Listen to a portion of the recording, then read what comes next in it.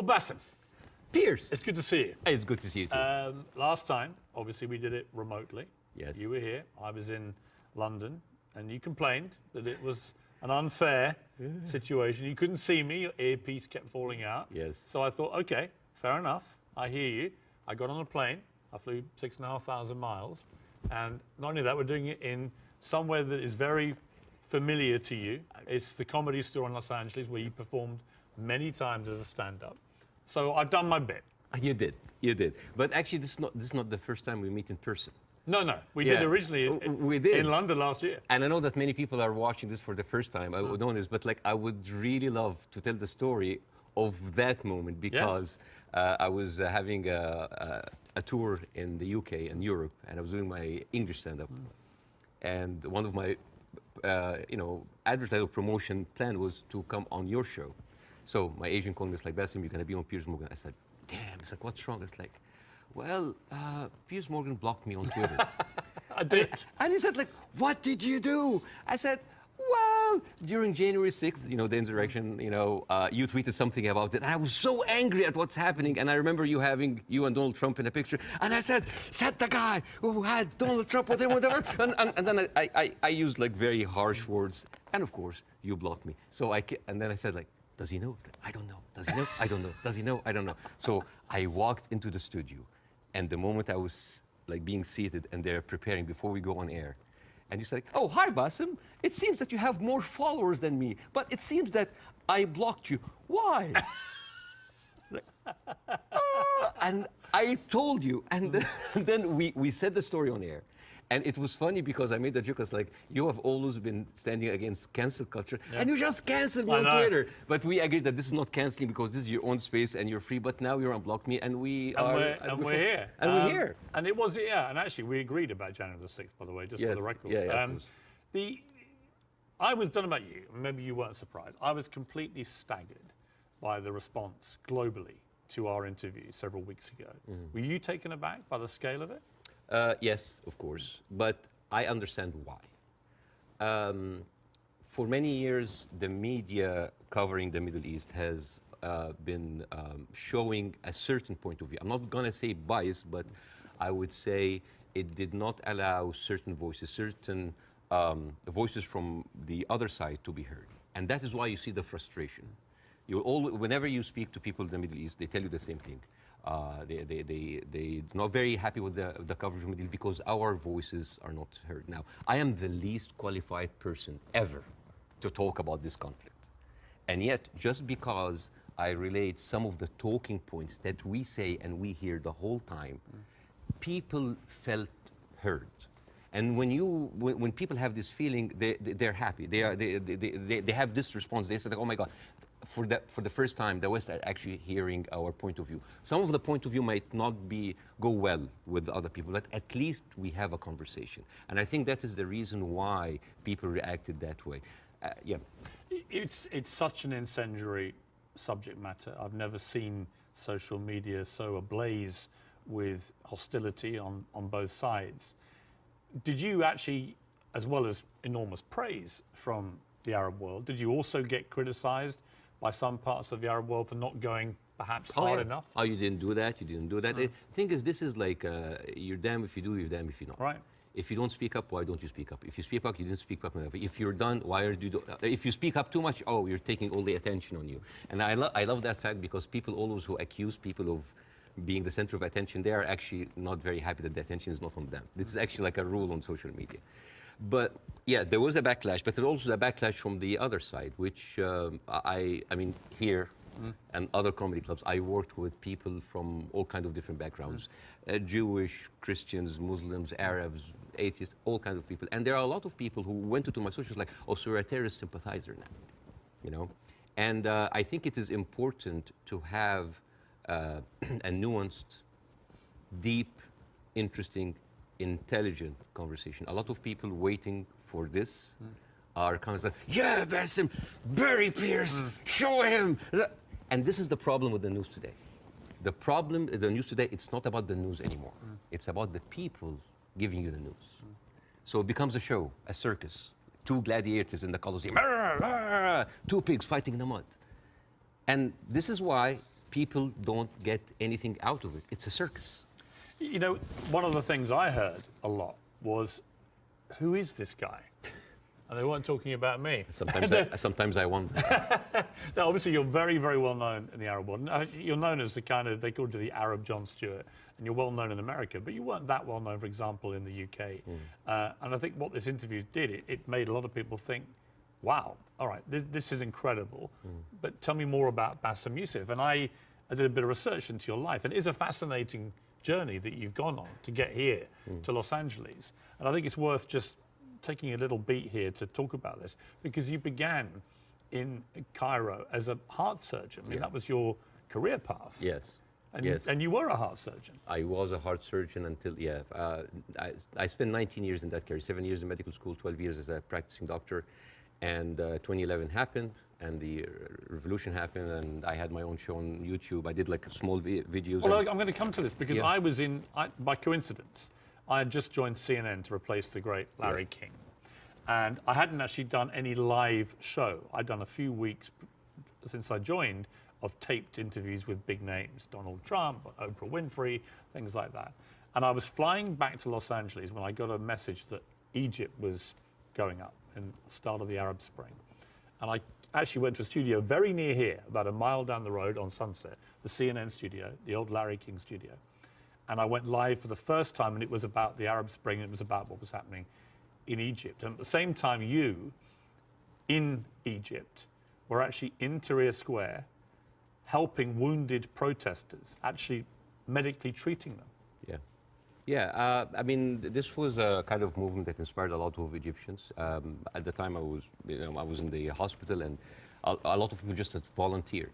And the nurses were just like giving us like supplies, go, go, go. And we were going there, and we were basically tending to the wounded, because it is, and it kind of gives you a different perspective when you see helpless, defenseless people who are not armed, who are being beaten by security forces, military forces, being shot, being, hurt. And all we can do is just like provide some medical attention. And it kind of gives you a perspective to see how humanity sometimes can show its most ugly face. And the suppression of free speech, freedom of expression. Yeah. The ability of people to say what they honestly feel about a situation. Yes. And the suppression of people's basic rights to freedom. Absolutely, yeah. And that kind of like taught me a lot, and inspired me to do the show. But Well, you start, it's a crazy story, this, and I want to tell it, because you just decide to do 5-minute stuff on YouTube. Yeah. And you're expecting a few people to watch it. And then literally it just flies, and suddenly you're getting millions of people watching this. And very quickly, one of the big networks comes in, and then you're suddenly doing this stuff for 30 to 40 million people. Yeah. Like a third of the entire population of Egypt is tuning in to watch it. You're the biggest star of Egyptian television. Oh, please. You were. Don't stop. I mean, what an extraordinary thing, though, for a heart surgeon to go from helping protesters medically in Tahrir Square, the start of the Arab Spring, to within a year, you're the biggest star on Egyptian television. It's a crazy thing. It doesn't sound as glamorous as this. It felt horrible. Did it? Why? Oh yeah, overnight fame, this Scary. size, it's toxic, terrible, terrible. It corrupts. It goes into your soul, and it's not good. It's not. I actually didn't enjoy it. And the worst part about it is that like you're trying to do comedy in very controversial climate about very controversial issues. So you'll never satisfy people. And the problem is that people have these expectations. Oh, if you are successful in this, you must be successful at solving this. And when things are not solved, because politics, as you know, very difficult to solve, that expectation, this love turns into hate. And this is one of many reasons that like, I had to leave, and I came here eventually. Well, let's just take people through what happened, because they probably don't know, a lot of people. So during the presidency of Mohammed Morsi, who was a democratically elected Islamist, you had relative freedom to start, but then the more you went after government propaganda, the more you stood up for the people against the government, then the trouble started. Morsi wanted to shut you up. You eventually get dragged through the courts. For one day, it was a warrant for my arrest, and then I turned myself in, and I was interrogated, and it was the funniest interrogation ever. And in my stand-up shows, I talk about that scene. Because the guards were reading the stuff out and laughing, right? Well, the guards were taking selfies with me, which is funny. Right. the exchange between me and the prosecutor, general prosecutor, was extremely funny. I mean, I don't like to victimize myself. I don't like, oh, look at that. I actually like to find humor. But why were you arrested? What was the criteria? Oh, yeah. I think the list was insulting Islam, insulting the president, spreading false rumors, and disrupting the fabric of society. And it was, I think the people in the room didn't know what to do with me because they ended up discussing my jokes. So it turned into a writer's room. And I was kind of like, how do you think we make this funnier? And it was the funniest exchange ever. And after 6 hours, I was let go. And was it scary though at the same time that suddenly the machinery was getting a grip of you? Because it was to get a lot scarier. But was it in that moment when you first got arrested, you thought, I'm being arrested for breaching my freedom of speech, right? For some reason, I just like went with the flow. I went to the interrogation wearing the big hat. I went to the show. It was just, I just wanted this to be a farce because I just like, you're really coming after the comedian. And I just tried to enjoy myself, but deep inside I was dying. Well, it gets serious enough where you may have died because actually Morsi gets, of course, deposed. In comes General El-Sisi in a coup, a military coup, and he doesn't find satire a laughing matter, particularly when the jokes are about him. You get blocked. They literally block your show from airing. I aired one episode, and it's interesting. This is a very interesting story because the first episode that was aired after the removal in the Muslim Brotherhood, everybody was waiting to see what I would say. Because by that time, all of the Islamic channels that were, I mean, like me and Islamic channel, like it's like they had 5 channels and they were like me and them going like that. They had like 5 channels that have only 1 hour a week. And then they were removed. And then a lot of the other dissident voices were also being shut down. Now, people are waiting. What will Basim say? And on the day that the show aired, the next day I went out and everybody's like, good, at least somebody is speaking. It was a very controversial episode. Nobody liked it. And yet everybody liked it because people said like, you're supporting the coup. No, you're the Muslim Brotherhood. Everybody accused me of something. All I did in that episode was just being a mirror of what is happening in the street and showing them how ridiculous it is. You didn't take a fixed position. Well, my position, depending on what's your position? What did you intend your position? My position was to show the ridiculousness of how the people now was like, oh, we got rid of Islamic fascism, but we are heading towards another fascism. There was a song that I did that was very controversial. People, and it's very funny. The pro-Muslim Brotherhood thought that this is a disrespect to the people who died, and on the other side, the people said that this is a disrespect to the army. And when you manage to offend everybody, you know you're right. Yes. And then the people in the middle, it's like, oh, you weren't tough enough. And I was told, it's like, why didn't you go after? The ceiling of freedom just went down, and I was just like, it was very difficult. It is very difficult to go against an authority that was very popular at the time. And especially a military authority with a lot of experience of weaponizing these situations. Yeah. You had death threats. People would always choose, most of the time, they will always choose the military form rather than the religious form because they kind of like, at least they are not infringing on my personal freedom. Not yet. But you had threats on your life, didn't you? Oh, all the time. I don't talk about that because like I have been having death threats, like, never stopped since 2011. Never stopped. Have they continued since our last interview? Oh, yeah. They never stopped. People threatening to kill you? All the time. Why? For what reason? Oh, for just saying something that they don't like. Oh, because you are against Egypt, you're against Islam, you're against our president, you're against God. It never stops. It never stops. It doesn't bother you? I mean, if you die, you die. You know? If you die, you die. I mean, since when, whatever, like, no bodyguards deflected a bullet. you know, maybe the guy who was with Ronald Reagan. But Yeah. I think it's like whatever. Even like at a certain point, I actually had like private security. And then I told them I can't. I cannot live like that. If that's my destiny, if I die, I'll just die. You end up with your lawyer saying you've got to get out of here. You've got to get out of Egypt. It's Yeah. getting too dangerous. Yeah. Something bad's going to happen. You're going to Yeah. get arrested again and probably thrown in jail, or someone's going to try and kill you. And you flee to Dubai, and then you end up here in America. Yes. Was that always the plan, to eventually come to America, or was it expediency because of what happened? Well, it's funny that you said that because I visited the United States after the first year of my show. And a doctor that's there, an Egyptian doctor, has been there for a while. I said, listen, Bاسم, you are very visible in the media, and I think you can use that to apply for a green card as a special talent. And I did. And it's like, I have like a huge show in Egypt. It's actually the criteria, because I have the same. Yeah. Is an alien of exceptional ability. Yes. Is what they call you. Yes, we're very... Charmingly. Yes, we're very We're exceptionally able aliens. We are, but we're still aliens. Yeah, yeah. I know, it always makes me laugh. Like, you can come here, but you are an alien. You're an alien, but you're exceptional. Yeah. And I just applied for it, and I got it. I got the Time 100 that helped bolster my application. And I said, maybe I'm not going to use it. And then when that happens, ooh, the green card came handy. So a lot of people think that I'm here on asylum. I'm not. It was just a strike of luck.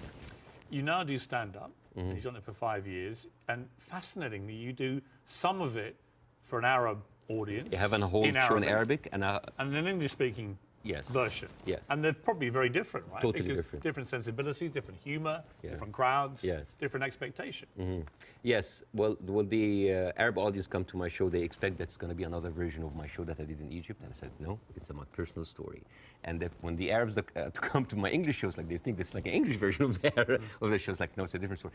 Even then, this weekend, right before I met you, because of our interview, I sold out Arizona. Really? Yes. And I stood, and the first thing I said, like, who here came because of the Piers Morgan show? I was like, I was like, boy, you're gonna be disappointed because this is not about that. But isn't that amazing? I mean, Yeah. that shows the power of that interview. Yeah.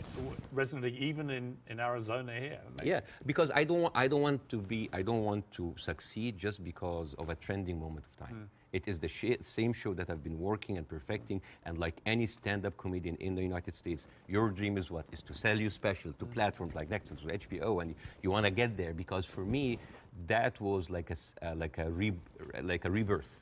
Because I thought like everything was lost. I came here, I had nothing. As first 3-4 years, it was terrible. The first 2 years I was doing stand-up. Oh, I bombed hard. And I went home crying. I said, I'm not going to make it. And then suddenly I have already a tour. I mean, even before our show, I already had a set tour. And now I'm having like this ability of like talking to people with different languages, talking to all these different languages. The show that I did in Arizona had an incredible mix of Arabs and Americans. Amazing. And they came here and they completely, and there a lot of them came, they were Palestinians. And they came with like the Palestinian flags and the keffiyeh. And I thought, it's like, guys, it's like the way, laughter, being good at your job is in its way a way of resistance. Because when you laugh, when you show people that, hey, they have Arab people here, and they are, by the Arabs and Palestinians population in Arizona, one of the most established population in the United States. Arabs in the United States in general, they are like professionals, doctors, engineers, professors. Even the Uber drivers, they are probably were like an engineer or someone very established there, but he had to have like a step down in order to come here and survive.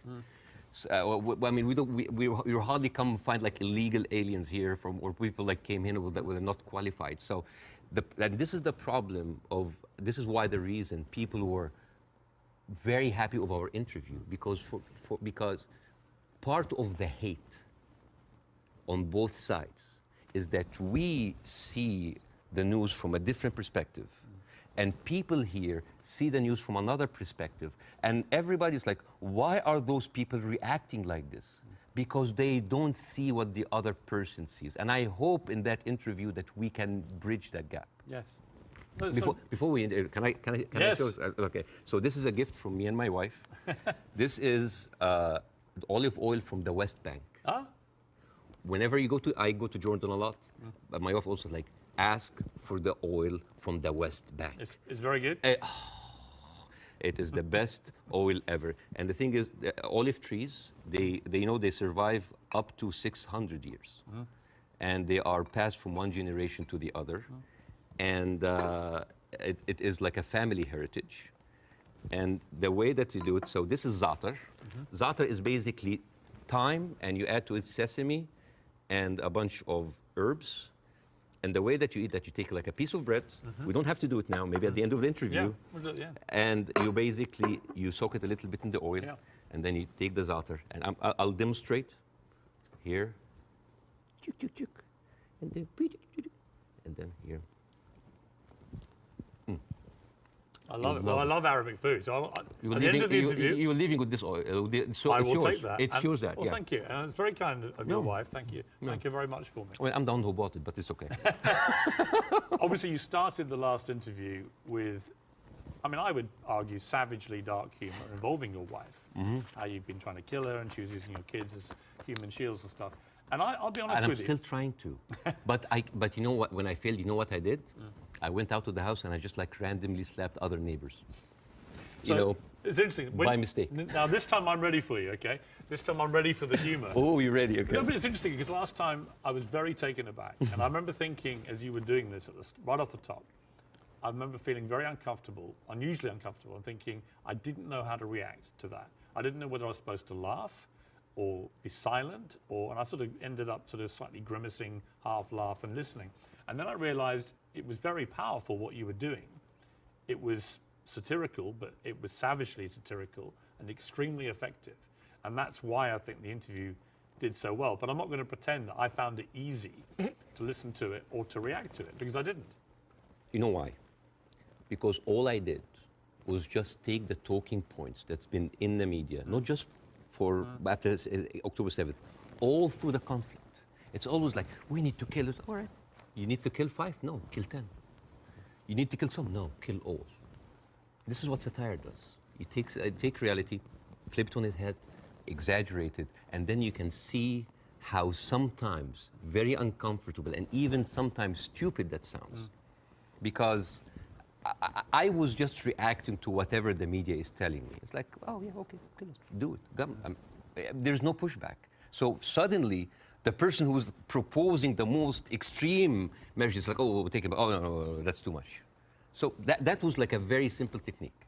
I just took the talking point and just exaggerated it. It was devastatingly effective, I think.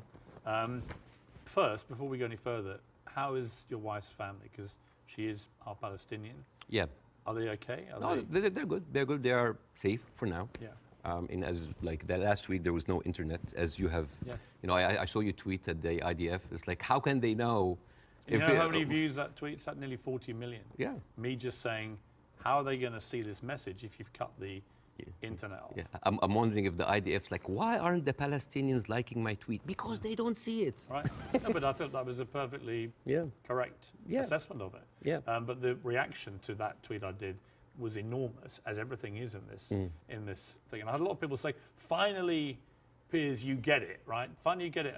And I wanted to say, listen, I'm trying to reach a place where I get this, but it's an incredibly complicated issue for someone who is not Arabic or Jewish to poke their head into. And I've had to cover it as a journalist for a long, long time. I think I said to you before that I was editor of a Daily Mirror in England when we opposed the Iraq War, for example. So, you know, I have taken stands on this thing. On this one, I find, and I'm going to be completely straight with you, I discussed this with Jordan Peterson this week, and he did a pretty incendiary tweet in which he said, give them hell, Netanyahu, enough is enough. And he was actually very self-reflective about that in the interview we did this week, where he later issued a 20-minute video, because he said sometimes a one-line tweet can be unnecessarily inflammatory to people. Much better to take time to explain it. Here's where I've got to with this conflict now. I viewed what happened on October the 7th as an absolutely appalling atrocity, a terror attack of unimaginable horror. And I absolutely think that Israel has a right to defend itself from the people who committed it, Hamas. And I've questioned for the last 3-4 weeks, what is a proportionate response? And I have said repeatedly, I don't know the answer. I want people who have a view to have a view about that. And I'll ask you again about where you think we are with this. I also acknowledge that Hamas live amongst civilian population in Gaza. And therefore, if you do what the Israelis are currently doing, which is a ground offensive into Gaza, a lot of civilians are going to get killed. And at what point does that become disproportionate or even illegal? And I don't know the answers to those questions. And I have a moral quandary because my instinct is to say that Israel has no choice but to respond to what happened in a very forceful manner. I understand why they want to eliminate Hamas altogether. I understand that if they feel they can, then perhaps we can move to a two-state solution or peace or whatever it may be, although I don't think Netanyahu will ever be the person to do that. But the moral question for me is, at what point does this become disproportionate? And when you see thousands of children being killed in Gaza, it fills me with utter horror. And then people say, well, do you condemn it? And I find it very easy to condemn Israel turning off the water, Israel turning off the power. I think it's ridiculous that Israel should have that power over millions of people who are not part of their country. I think it's terrible what's happening in the West Bank with the settlers. I think that the stuff there is completely easy to condemn. But can I, hand on heart, condemn Israel trying to destroy Hamas after what they did on October the 7th? That is where I'm struggling to find myself saying I condemn it, because I believe that they are right to try and destroy Hamas. Now, what do you feel about my moral quandary? Well, there's a lot of points, very lot, and I think this will kind of like lay the ground rules for that interview. There is a whole thing about like, is it right to defend itself, the condemnation. First of all, let's start with condemnation. Yes. You want my opinion? Yes. Condemning Hamas or condemning Israel? Yes. Completely useless. Completely useless. Why? I condemn Hamas, you condemn Israel, interview's over. What happened? Nothing. It is just checkpoint, like morality checkpoints. But I've interviewed a lot of pro-Palestinians, for example, some of whom will immediately say, I unreservedly condemn the terror attacks of October the 7th, and then go on to criticize Israel. And I think that's it's a position I can completely respect. Yeah. But I find it much harder to respect a pro-Palestinian guest on my show if they simply resolutely refuse to say that they can condemn the terror attacks. Yes. I find that less worthy of respect. But you see, this is the problem with the news. We go into the circular motion of the same answer. One thing that I have noticed, not just on the coverage of these events, the events before and before and before, every time this starts, people say, we don't know what's happening. It's a very complicated situation. Right. What is happening now? And for me, as a viewer, if a conflict that's been there for 75 years and the media with all this technology has been covering it and we hear the same exact words, we don't know what's happening. It's complicated. It's a very complex. That is a failure of the media apparatus. That is the failure to themselves and for the audience, because why every time this happens, it seems like it is happening from point zero. And I think to help understand that, I will get to the October 7th. I will get to the condemnation. I will get to the self-defense.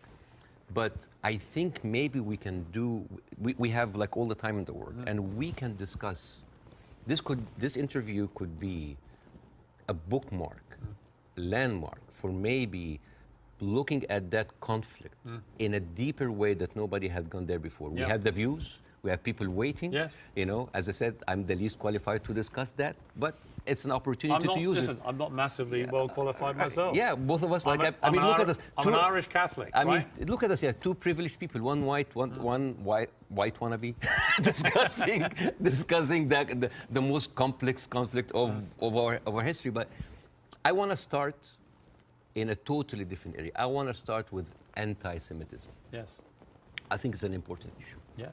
I think there is a rise of anti-Semitism in the world, and I think there is. This is very dangerous.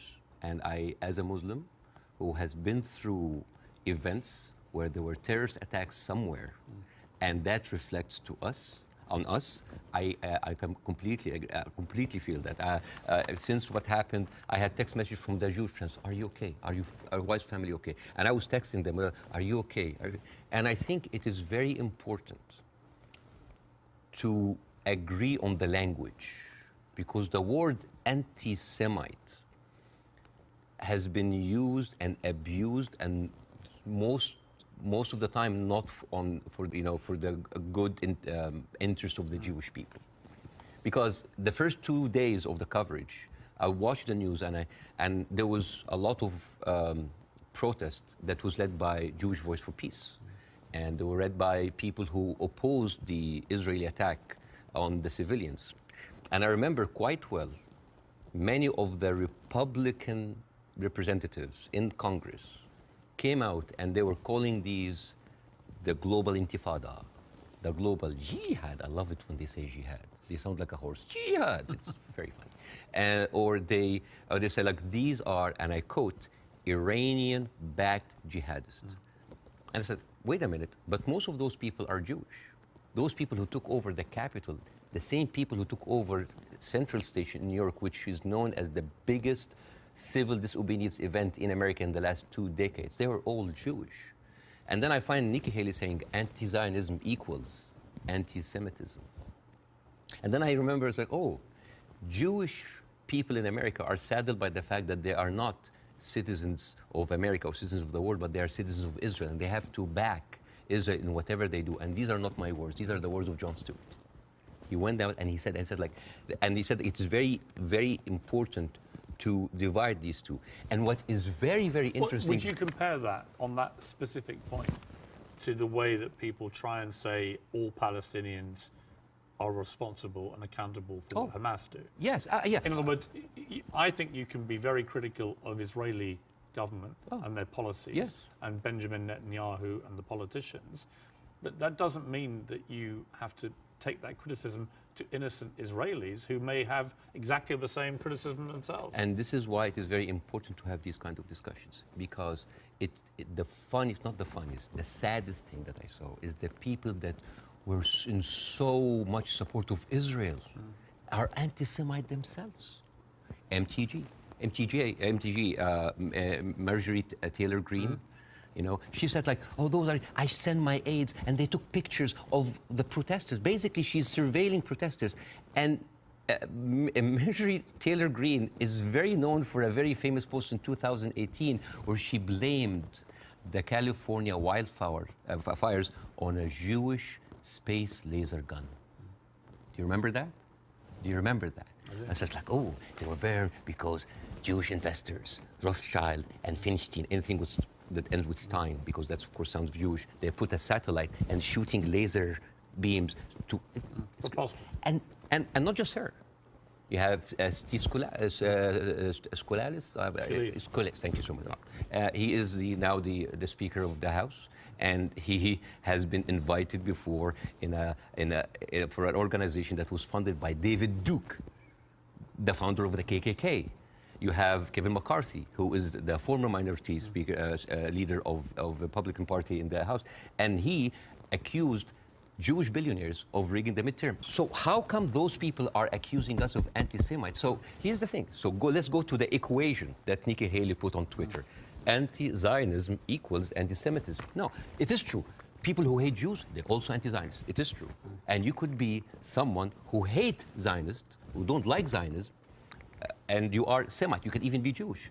And guess what? You could be a Zionist, like those people, supporting Israel, and at the same time you hate the Jews, because the chant, Jews will not replace us, these echoed in Charlottesville. It did not echo in Gaza. I mean, in Gaza they say worse stuff in between the bombing, on their downtime. And these are the same people who are seen with Nick Fuentes, with Stephen Bannon. And you know what's most interesting? Trump had him for dinner at Mar-a-Lago. And all of those people are buddies with Benjamin Netanyahu. So how does this work? How does this work? And you know the people who speak against this, like Jon Stewart, like Bernie Sanders, like Naomi Klein, what do they call these people? What do they call them? Self-hating Jews. And you know what else now they call them? They call them capus. Capus. You know what's capus?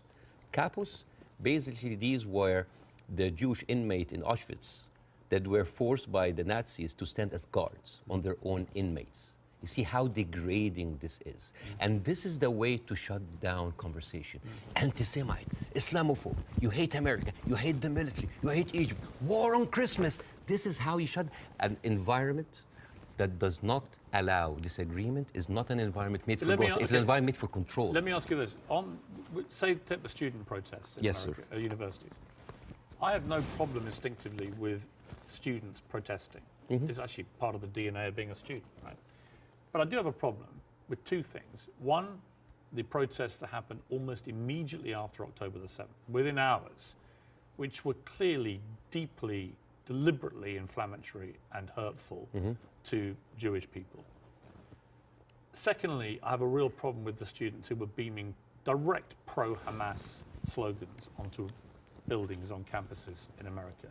You know, I'm all for free speech, and I really am. The whole show is predicated on that.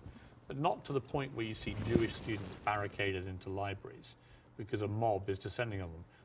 There is a distinction to me between people who are obviously overtly, I mean, there was a professor at Cornell University who was literally seen in public shouting how exhilarated he felt by the attacks of October the 7th. He still hasn't been fired, that guy.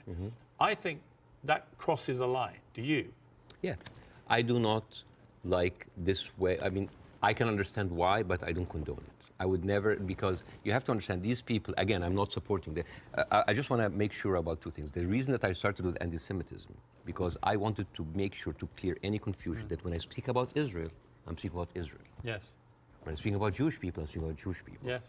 When I speak about my Zionists, I'm speaking about Zionists. It was very, because No, I think it was very powerful that you did that. Yeah, I have and to be careful. That's the first thing you did, because I think it's really important. Yeah, but at the same time, when I tell you why does that happen, it doesn't mean that I condone it.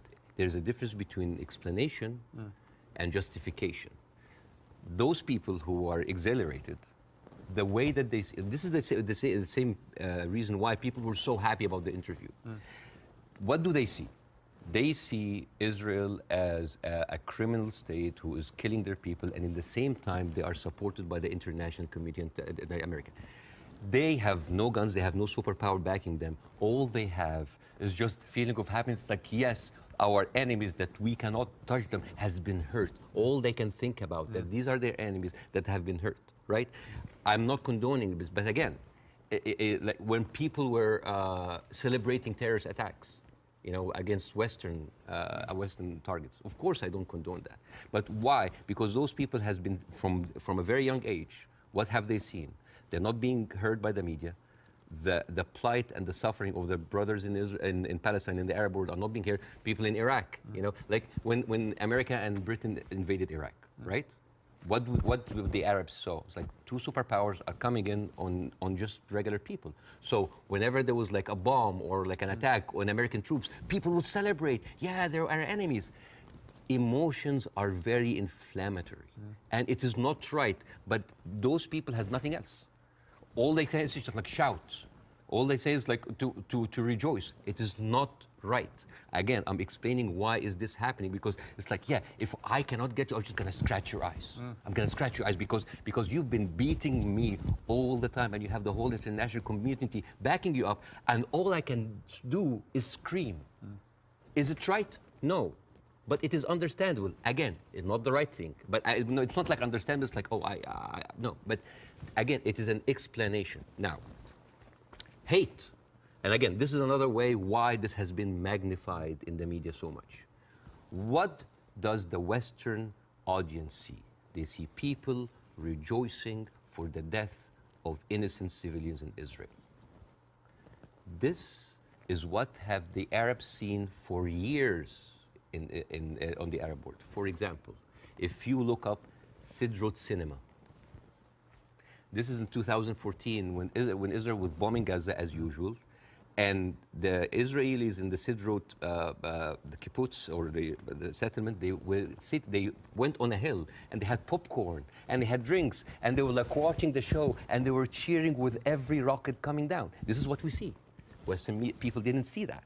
Well, somebody found a tweet actually of mine from 2014 in which I said, at what point does what Israel is currently doing to the Palestinian people become terrorism? And because I've always said, you know, I've spoken about this a lot over the years, and I've always tried to be extremely fair-minded, albeit nobody really wants you to be fair-minded. They want you to take a side.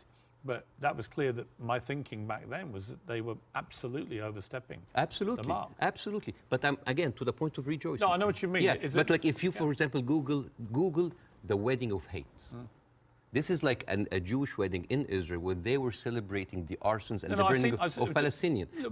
To be clear, I've seen lots of video but I'm not talking to you, Piers. No, I know. I'm talking to the Western audience because I want to see, like, I want to say, like, this is what they see. I mean, for example, there is a very famous video for Samuel Abu Za'anin, who is like a young kid that he was shot point blank by an Israeli soldier, and he was not allowed to have any medical attention. And as his dead body was being put into the ambulance, the Jewish settlers were cheering. So for an Arab audience, this is what we see every day. So when they say, oh, we heard them back, we heard their people like they heard back, it is not right. But this is what hate does. It escalates, it feeds each other. Radicalism feeds it. It is terrible, and it is just like a vicious circle. So I would like to do something that is very interesting tonight. I want, when I invited Jon Stewart to my show, as much of like a reception that if you see on the YouTube, people just like, we had to cut the 5-minute standing ovation for broadcast. People were on their feet for 5 minutes. They could not believe it. I remember Jon Stewart telling me I could never imagine that a Jewish guy from New Jersey would have that kind of reception in Cairo. And yet, on the internet, people who would, what? You brought a Jew on your show while you are with a Jew? Yes, hate is there. Yes. So, and the thing is, like, why we do not see each other, people in the Middle East, people in the West, that we do not put ourselves in each other's shoes. And I want to do something very interesting today. I want to give, I like telling stories. And I'm going to tell you a very nice story. Tell away. This is the story, surprise, surprise, of the suffering and the plight of the Jewish people. And I want to say that because it is very interesting when you see the trauma and the suffering that the people on the other side went through, you might understand why they're coming. So this is, see this? This is a map of all of the history of the expulsion of the Jews in Europe. They've been like, I have never seen a minority being kicked around this much, right? And of course, this comes back to the, you know, the whole idea about the original sin, that you have betrayed Jesus Christ. The blood of Jesus is on your hand. And then comes the 11th century. At that time, Jewish people were not allowed to own land. They were just peasants. Even some of the professions they were not even allowed to participate in. But they were allowed to do one thing, usury, money lending, because it was prohibited by the Catholic Church to engage into that. So what happens when you work in money? You get richer, right? And those Jews lived in ghettos. Now, ghettos was not just like isolated neighborhoods in cities. Sometimes ghettos were outside the city. This is like how isolated they were. And in those ghettos, they have to pay gold to the mayor or the governor or the prince or the noble. So they would see, you're getting richer. I need more taxes. So they pay tax. What happens when you have a business and they increase your rent? You increase your service, increase the taxes. So what happened? The Christians started to default. And suddenly, the image of the greedy Jew was created. Shylock, merchant of Venice. If it will feed nothing else, it will feed my revenge. You know, like never did I see a creature like, you know, I can't remember that. Never did I saw like a creature that looked like a man so keen and greedy. Confound of a man. You know, English. I messed it up. Anyways, but this was the image, greedy Jew, the greedy Jew. This was created because of their conditions, and it became worse in 1095, when Pope Urban II called for the first crusade to go and save the birth of Jesus from the unbelievers Muslim. And you know, this crusade did not kill a single Muslim. You know how many people they killed? 2,000 Jews. Because it's like, wait, the non-believers are all over there. Why? So they went to it's called the Crusades of the Rhineland. So they went to the Jewish community because, hey, we own the money, so let's kill them better than paying them. And then came the plague. And then all of the things like, oh, they're killing babies, who would do that to a baby, you know? And they accused them of poisoning the well. This was the kind of oppression that the Jewish people went through. Fast forward 19th century, there was like the Eastern Jew in Ukraine and Russia, and there was the Western Jews in Europe. those people in the East, the Eastern Jews, had to immigrate because there were pogroms and they were like, kicked out.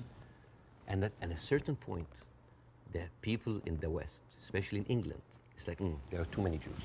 We need a solution. A solution for what? For the Jewish problem. So it's like we need to get rid of them.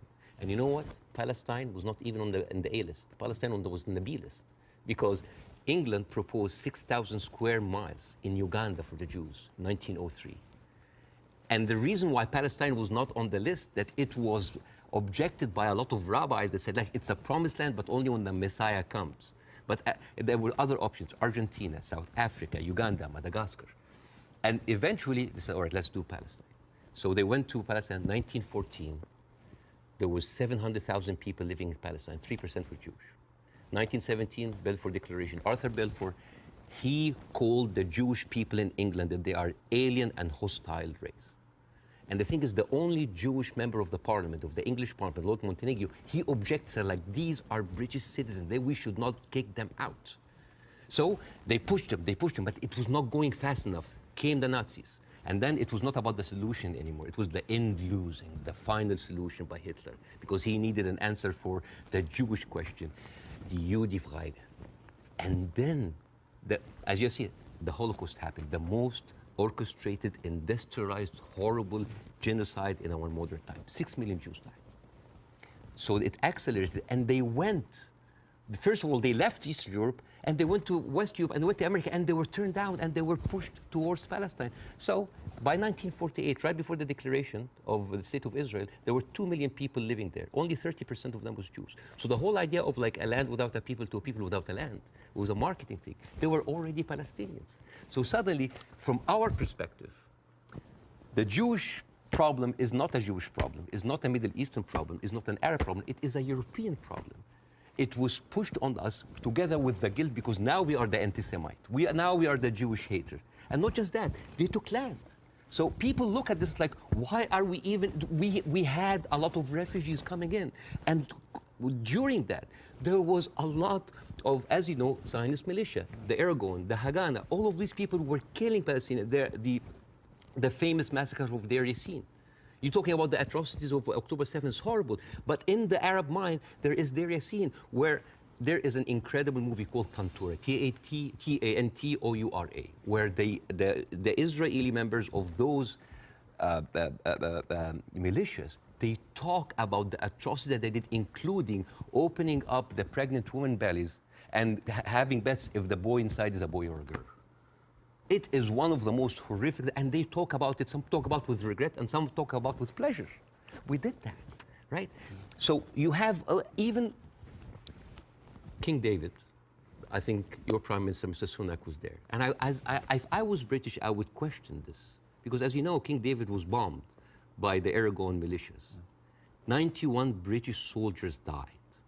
I don't know, if I was British, how come my Prime Minister would have the nerve to stay in that hotel? I mean, you know, the ghost of the 91 British soldiers, that must be haunting for them. You see?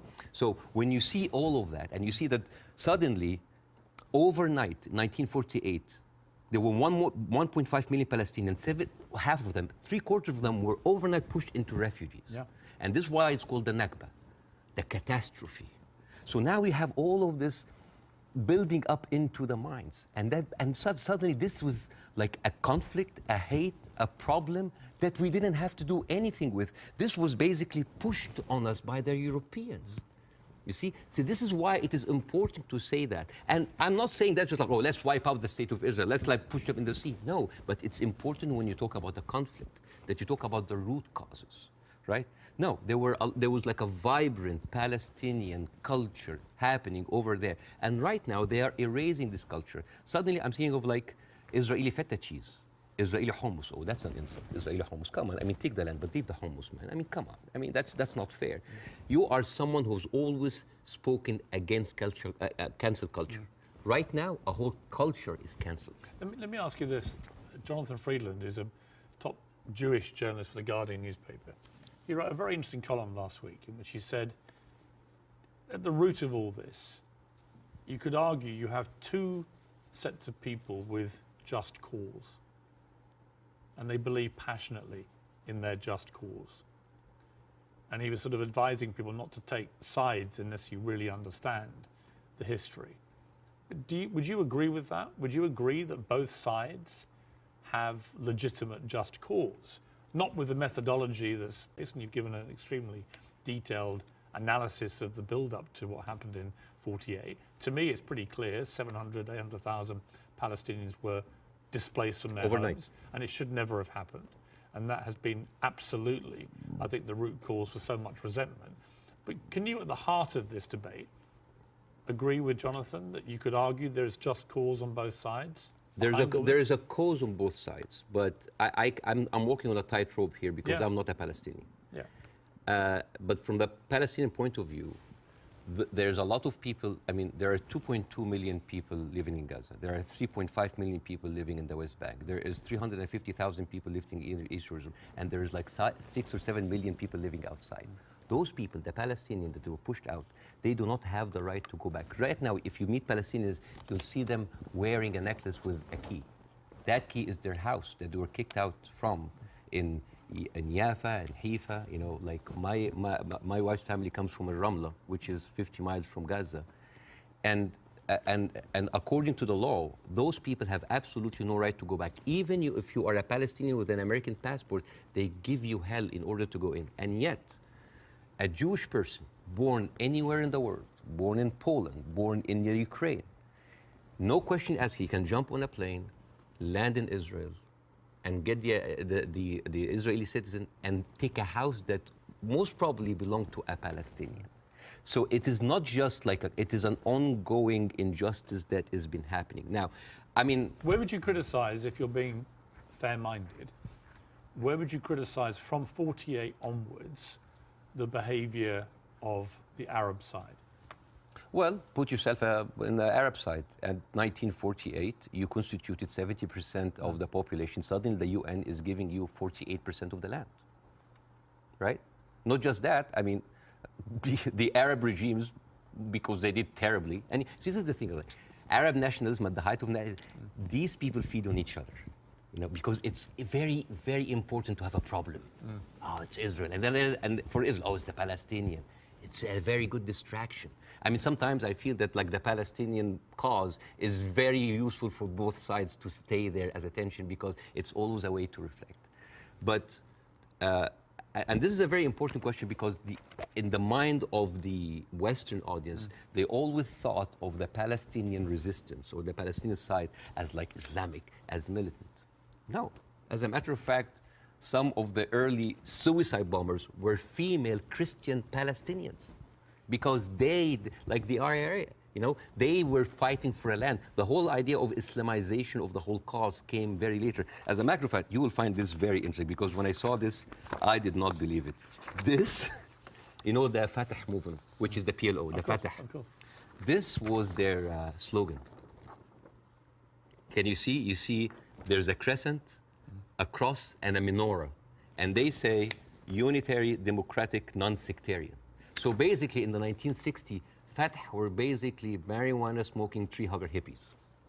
And yet that didn't work, right? And the thing is, I always hear that like Arabs were giving so many chances for peace. That is not true. As a matter of fact, all along history, Israel didn't give an inch of land by peace. 1973 war, they gave back Sinai because Egypt like initiated the war.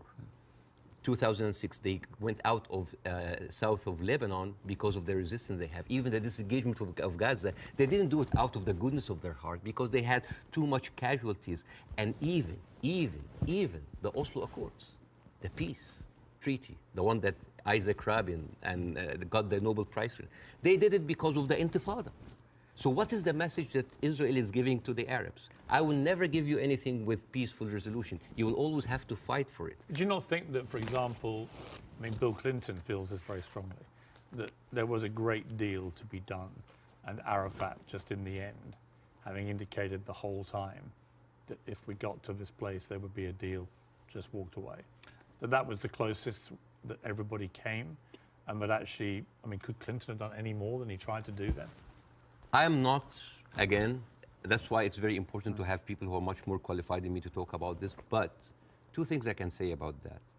Number one, the whole thing about the Oslo Accord, there was a video for Netanyahu who was talking to the settlement offer 2001, and he was bragging about sabotaging. He was talking to us like, I sabotage. It's like there was going to be no peace. Yeah, you've seen that, right? Yeah. And in that video, if you remember, when he was saying like you have to hit them hard, 2001, no Hamas at the time. They were talking about the Palestinian Authority. We have to hit them, we have to kill them, we have to make them feel the pain. And then one of them says like Bibi, but wouldn't America kind of just like, so what? The American public is easily manipulated. 80% are with us. It is absurd. And as a new American, where I can have the privilege of being retrospectively angry, I said like, this guy is mocking the government and the people who have been with him all the time. It's like, oh, they can be easily manipulated. They can do it. And even, by the way, even Isaac Rabin, the one who actually did the peace accord, he was known famously, said the way to actually beat those children is to break their bones, called the broken bones policy. They would like get those kids and break their bones on the pavement. So this has, the whole idea about like Israel wanted peace and Arabs only wanted to fight is a very, very bad representation. I actually think as it's gone on, the genuine will on both sides for peace has not existed. No. I think it's been a deceit to the world. No, I'm sorry. And to the relative groups of people on both sides. The official... And actually a betrayal of them. The official stand of the Palestinian Authority, and again, I cannot speak, it is very difficult to do this. The official stand of the Palestinian Authority is that we are just happy with 22% of the land. Just give us like that. Yes, there are people that dissent, but the thing is, you cannot just say, okay, let's talk about peace. And then you take away my land. Let's talk about peace. And there's a kind of like passive aggressiveness happening. Oh, let's talk about it, but I'm going to build settlements. I'm going to suffocate your cities and your villages. You see, I think that has been incredibly inflammatory. Yes. Worsening the situation. I think putting back the chance of peace. I mean, Netanyahu, I interviewed Netanyahu earlier this year in the middle of the big social protests in his own country. And I couldn't understand what he thought he was doing, except that it seemed to me political expediency, that he had to get power, again, he had put a bunch of right-wing headbangers into his cabinet who have incredibly bad records, speak in an incredibly incendiary way about Palestinians, for example, and that he did this for power, and then he launched, because they were pushing him to do it, a ridiculous assault on the integrity of the Supreme Court, the independence of the Supreme Court. And many Israelis rose up. So Netanyahu has become, to me, a big problem. Right? And the people, all the polling shows that. Israeli people are very unhappy with Netanyahu. I don't think he's ever going to actually want to forge peace. And in fact, I think he was instrumental with Hamas in wanting to keep them in power because he felt that that would create the split with the Palestinians, with two political groups, and that would be good for Israel. And it was leaked in a Likud conference in 2019 that he was bragging about giving Hamas money because this is a way that we can keep Palestinians divided, and yet so we'll never have one. So this is a guy who was. But look, we can agree about Netanyahu, I think. No, right? but not just Netanyahu. There's a book. And I would say most of his cabinet. There's a book called The Fear of Peace. It's by Moshe Zimmerman. And he's an Israeli historian, and he said, like, the average Israeli citizen does not have a vision of peace.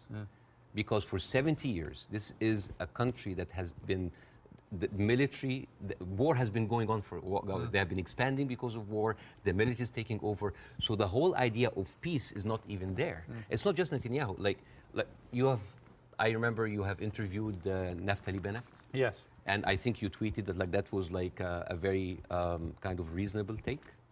Yeah. I don't think I said reasonable. No. Yeah. But like this Naftali, he went after Queen Rania, and he called up shame on Queen Rania. No, I didn't say reasonable. I just said this. I did a fire emoji. Yeah. Yeah. I just said what he was saying. Yeah. I mean, I was going to ask you about Queen Rania, and let's ask about since you've raised it, because Queen Rania accused the West of a glaring double standard. She said, "This is the first time in modern history there's such human suffering, and the world is not even calling for a ceasefire. So the silence is deafening, and to many in our region, it makes the Western world complicit."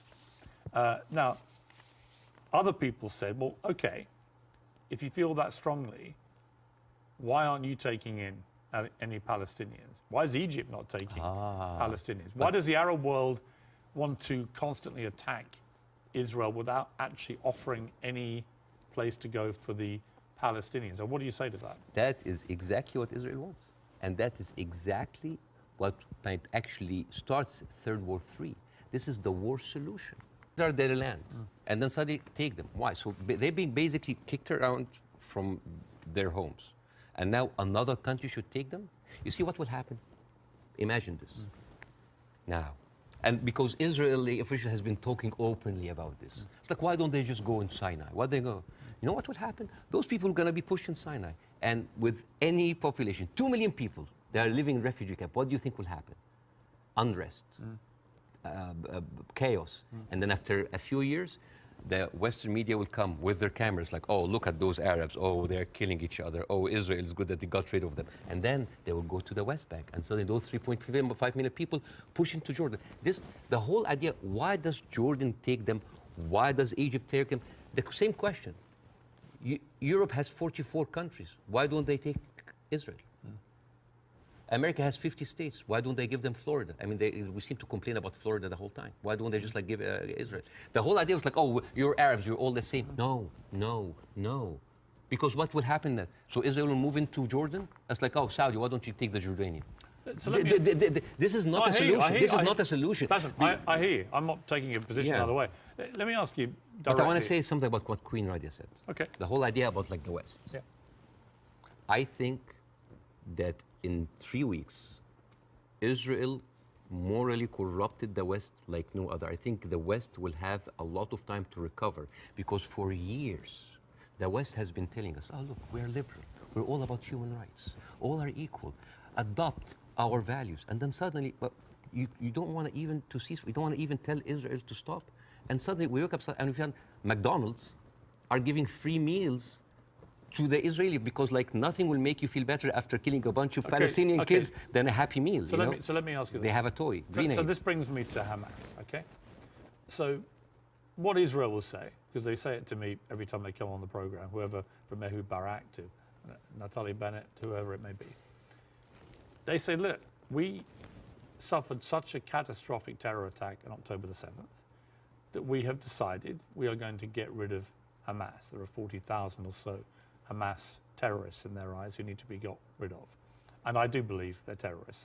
Only terrorists can commit the kind of act of terrorism we saw. So can we, on that point, can we agree on that? Do you believe Hamas is a terror group? It is classified by America as I'm not a big fan of Hamas, and they are a militant group. That does like stuff that... Are they terrorists, do you think? Yeah. Cool. Okay. So we agree on this. So you have 40,000 of them living in Gaza amongst the civilian population. If Israel has decided to eliminate a terror group, Hamas, as the world did with ISIS, for example, and I think there are a lot of parallels given the way they behaved on October the 7th to ISIS, how do you do it? How do you do it if you don't do it the way Israel is currently trying to do it? Exactly not the way that Israel does it, because if you have one of the most advanced military powers in the world, and it takes you 3 weeks, 9,000 Palestinian civilian death, 21,000 injured. As we are talking right now, Israel just bombed Jabalia, which is a known refugee camp. This is not self-defense. You know, like one of the most questions, like, does Israel have the right to defend itself? This is a no-value question. This is a no-value question. Well, I would ask a different point. I would say, not only do they have a right to defend themselves, which every country would after a terror attack, right? But they actually have a duty and responsibility to their population to try and stop that happening again to them. They've been doing... And I do understand, and I agree with that. Yeah, but here's the thing. If it takes you all of that time, all of these civilians, to take out a few hundred guerrilla fighters... We don't know how many of the people... A few thousand. We don't know. It doesn't matter. Yeah, but Bاسم, you don't know and I don't know. We don't know, but right? like... We don't even know if the casualty numbers are correct because they're all coming from Hamas. And we and we should believe Israel? No, not necessarily, no. No, I don't believe either side. But here's my problem with Israel. But here's my point. I don't think we should assume that we know these statistics are correct. I don't think we should assume we know exactly how many children are being killed. We do know a lot have been killed, so the moral argument remains the same. But we don't know how many Hamas terrorists have been killed in the last 3 weeks? We just don't know, do we? So basically, we're dealing with a very incompetent military force that has been sucking America dry for years, and then they cannot do the job. But how else do they get rid of Hamas? Not like that. How do they do it? I don't know, but not like that, because they've been trying. But you've got to have another. They have. First of all, I'm not a military expert. Second of all, they've been trying the same thing for years. They go in. This is not an eye for an eye anymore. This is an eye, a limb, a life, a house, a neighborhood, a whole population for an eye. They don't see. I mean, your friend Ben Shapiro, that you particularly despise. Oh, I love Ben Shapiro. He's very smart. Oh, yeah, but you've been very critical. I mean, that's fair enough. I'm sure he would be of you. But when I asked him about proportion, he said I don't care about a proportionate response. So let's kill civilians as Hamas did this, so we are going to get rid of Hamas. But it's not in his eyes. It wasn't eye for an eye, tooth for a tooth. It was this group of terrorists did this, and we are now going to rid the world of these terrorists. And this is very important to look at things in context. When you see how Israelis talk inside their community, there was a very famous post by Uriel Eritzol. He is the speechwriter of Netanyahu. He said, "What is so horrific about understanding that the whole Palestinian people are our enemies? All of them are enemy combatants. We should kill them, kill their mother, destroy their homes, the homes that they raised those snakes, so no snakes will be raised in this house anymore." And this was reposted by Ali Chaket, which is the minister of, wait for it, justice. It's not about Hamas anymore. It is not about Hamas. They can tell you it's about Hamas, but it's not about. It is basically. They have said it many times, Piers. This is a way to kind of push them into Sinai. This is not about eradicating Hamas. This ship has sailed. I am sorry, but anybody who still believes that this is about Hamas is stupid, because they. See, I don't agree with that. Really? No, because I think. But why they're? I tell you, I don't agree. There are like 100 people. I think killed any in Gaza country, and any country that suffered the kind of terror attack that Israel suffered, with the kind of death toll that occurred that day, 1,500 plus people, grandmothers, kids, young women being raped, kidnapped, beheaded, it's been reported, and so on. Well, you can raise an eyebrow. I mean, they found a young woman's skull, right? But what about the babies that were beheaded? Well, there was a report, and you and I had this discussion on air. You falsely quoted me, and I wanted to clarify that with you in person. You thought I'd said that 40 babies had been beheaded. So what did you say? I never said that. What did you say? I said it's been reported that 40 babies were killed, some of whom had been beheaded. That's what I said. Yeah. Totally different. Yeah. There's a very different. Well, it is different. Yes. Do you accept it? English is a second language, so they're different things. Of course, yes. Between saying 40 babies have been beheaded and 40 babies have been reported to have been killed, including some where are those beheaded babies? Well, apparently journalists are being shown utterly horrific footage. This comes to a very important question about credibility. Again, I'm not condoning what happened in October, but I'm not a journalist. But as a journalist, wouldn't you take anything that an authority would say with a grain of thought? Yes. Especially if this authority have a long history of lying. And I'm just going to give a few examples. 1996, they bombed Qana. It's a refugee camp. They killed 106 people. And despite that they knew it's a refugee camp. They said, oh, maybe it's a one-time off. 2006, they bombed Qana again. 2014, they killed 2 teenagers at a checkpoint. They denied, as usual, but CNN was there. So they said, we have to say it. 2018, they killed a medic, a Palestinian medic, and they fabricated a video showing that it's someone else, that he was a human shield. And then can I just finish that? I do want to respond. And then 2010, they killed Ahmed Oraiqat, denied it, then said it's okay, it's us. 2021, they bombed the media office in Hamas. It's not us, but no, I'm sorry. And then 11th May 2022, Shireen Abu Akleh, a reporter, your colleague, she's Palestinian, American citizen, she was shot in the head. And they provided forensic evidence and even a doctor's video that it was not them, it was Islamic Jihad. How can I expect to believe this regime, especially if the president of Israel comes down with this ridiculous thing? Have you seen that? No. He said, okay. This was reported by Sky News, and it was the funniest thing I've seen so much. This was a Colin Powell moment, but like the cheap edition. Mr. Herzog said, Isaac Herzog, it's we have found evidence on one of the terrorists, a manual to create chemical bombs. And then he showed this, and he showed, and this is, so I just want to say, Why would a foot soldier go into enemy with like a manual to chemical bombing? It's like, is that BYOB, bring your own beer, bomb? It's crazy. And what he like have like local ingredients to make, and then this is like, this is a manual of Al-Qaeda, of course, conveniently written Qaeda. And let me read it to you in Arabic because this is funny. Which basically say, this is basically like a catalog for self-improvement for mujahideen. I didn't know that they have life coaches. So this, and you know what Sky News said? It's like, we cannot confirm or any of this, but we will show it anyways. So let me respond. So this is like this is a lying government. So let me respond. Yes. I do think the Israeli government has lied. All the time. Right? I do think they've lied. I'm not going to dispute that. I do think they've been caught lying. I do think they've said things that turned out not to be true. I also think that 2 weeks ago, a hospital was bombed. Yes. And it was Who immediately... do you think did it? Well, I'm going to tell you what I think. Hamas immediately tell the world it was an Israeli airstrike and that 500 people were killed and that the hospital had been destroyed. And then as the next couple of days go by, the hospital is relatively undamaged. The car park was obliterated.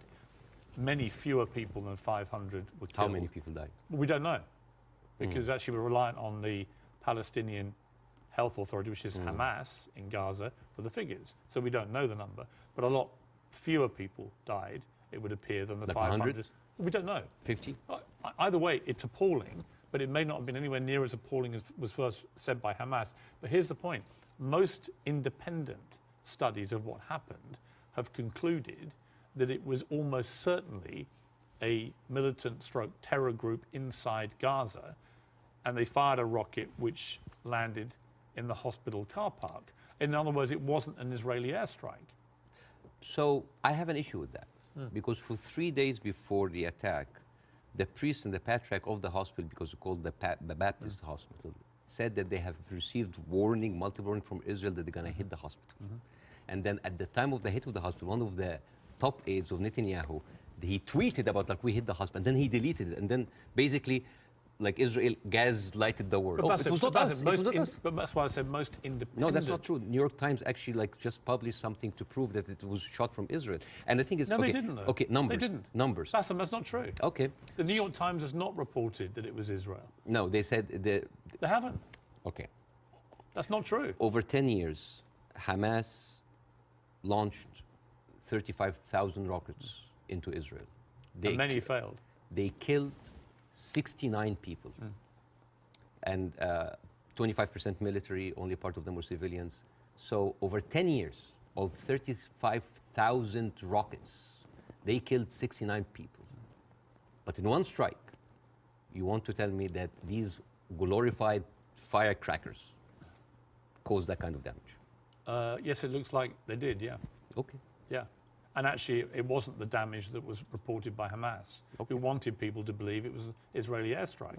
So my point would be, I'm happy to concede that Israel government has lied about stuff over the years.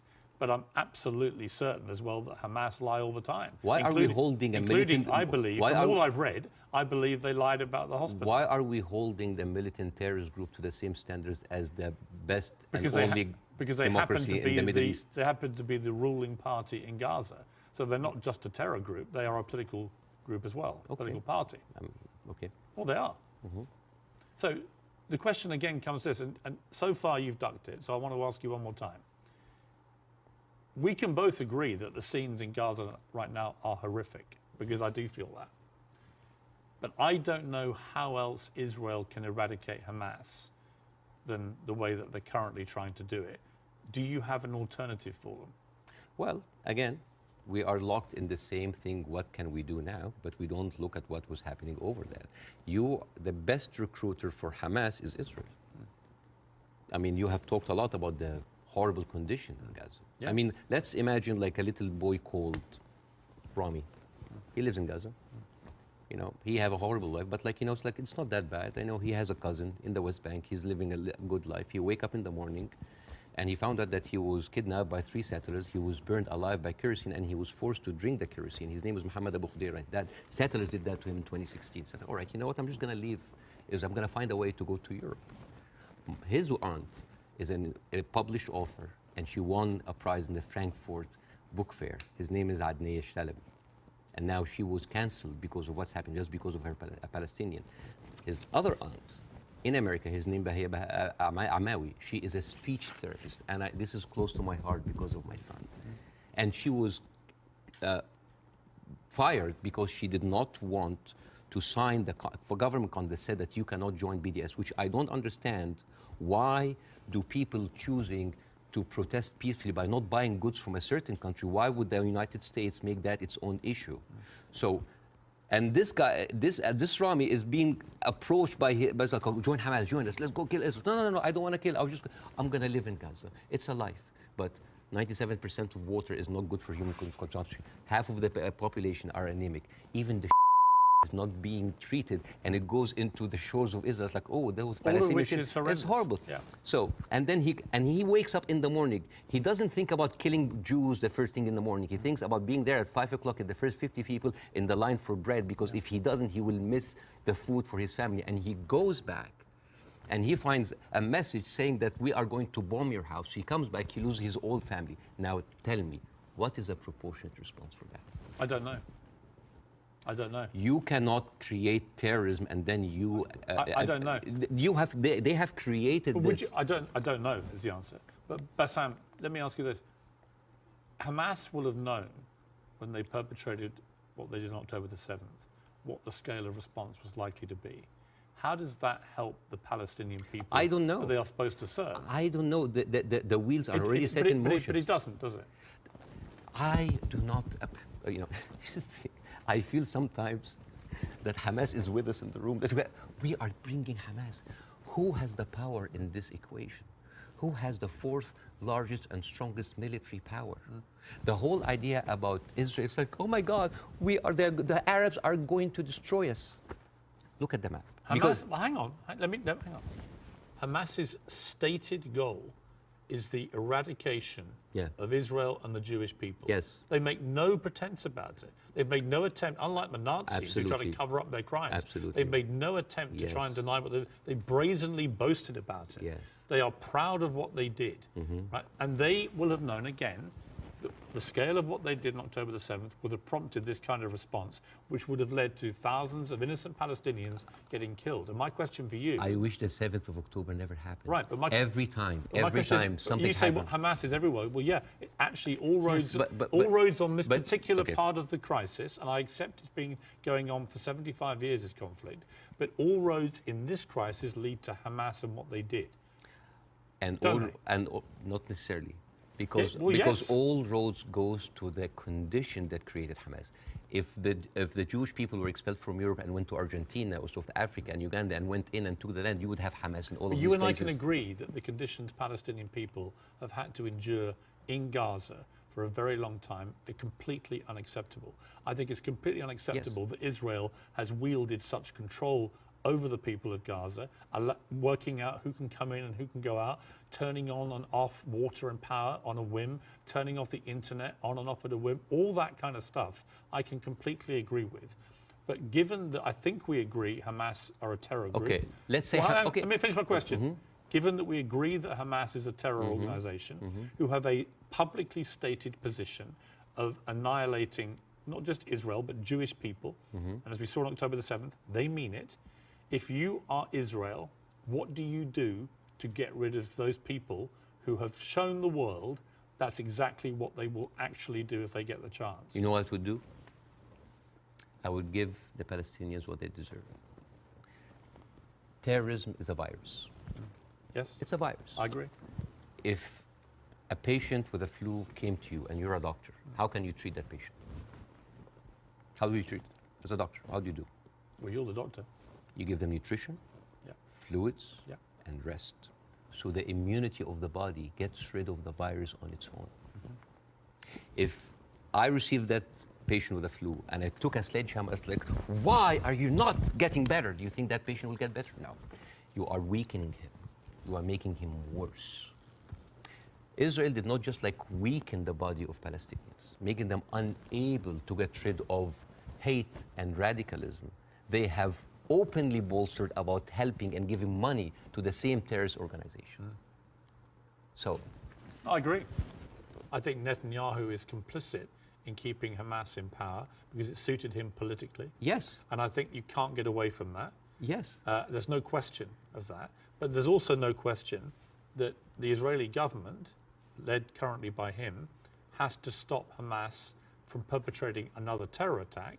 And again, it comes down to this question. What do they do to get rid of Hamas if it's not what they're doing? I don't know. But like, as an Israeli citizen listening to this, how come that my prime minister bragging about giving money to the terrorist group that he is using right now to eradicate a whole group of people, and yet using them as an excuse? Isn't that weird? This is like this is like Tony Blair being like found like giving money to Al-Qaeda or ISIS and then going to fight them. How does this work? How does this work? I agree. How does this work? Yeah, but I agree with you. So yeah, it's a terrorist attack, and Israel is funding them. I mean, this is in the words of Benjamin. This is the thing about Benjamin Netanyahu. He brags about that stuff. So this is a circular question. Yeah, but yes, I agree with you. Hamas is to blame. Who created Hamas? Who's helping them? And who is allowing for an environment for that kind of hate and destruction of Jewish people to aspire? And the thing is, there's something very important to the Western audience here. They think that Israel is a small, tiny country between the hostile Arab countries. The biggest military power in the Arab world is Egypt. They have a peace treaty. Their neighbors, Jordan, they have a peace treaty. Saudi Arabia, Emirates, either like have like full relationship or like on the way of normalization. Yeah. The only people that, even Syria is not like even like didn't launch like a single bullet. The only two crutches that Israel has is like Hezbollah and Hamas. Yeah. A few militant, thousands of militant. Is that really formed an existential like threat, especially if I know that over 13 years, only 69 Israelis were killed? I would say. Would that really wipe out Israel? Is Israel that weak? I think if you have two groups of people who are ideologically wedded to your destruction as a state and as a populace, and you're constantly firing rockets, as Hamas have done for over a decade now, then that cannot be acceptable. You have to stop that, right? These are terrorists who've now shown on October the 7th their true colors. They don't just talk about wanting to kill all Jewish people. They are going to do it if they get the chance. So I don't believe Hamas can possibly stay in any position of authority in Gaza. I think that would be ruinous for not just the people of Gaza, but also for Israelis. So if you're going to get rid of them, which many people think on both sides is inevitable and should happen as a consequence of what they did, the big question is, how do you do that? And I don't know any other way other than the way Israel is currently doing. Hence my personal moral quandary about this. So if a terrorist takes over the Empire State, instead of taking him out, we bomb the whole Empire State? Well, that's the question, isn't it? Proportion. That is not even a question. Well, that was not even a question, because that would be ridiculous. You talk about the normalization of the region. I mean, the theory that I most buy into, supported by recent, I think, Wall Street Journal reporting, that hundreds of Hamas terrorists had gone to Iran for training before this attack. Okay. It had obviously been very carefully organized, and so that is, I think, highly likely. But if you're Iran, and you're looking at all this normalization, and you're looking at Saudi Arabia being next, this is your worst nightmare. So a perfect time to commit an atrocity like this through your proxy of Hamas. Again, I'm not a political expert to know what is the background, but let me tell you. It's a likely theory. Is Hamas justified? Is all of the horrible conditions that Palestinians are living in, is that a justification for Hamas doing what they did in October 7th? Good. Do you think so? Of course not. Right. So we're agreed. No, of course. So let me ask you the question a different way. There is no justification what Israel is doing now. No Hamas, no terrorist attack justifies this.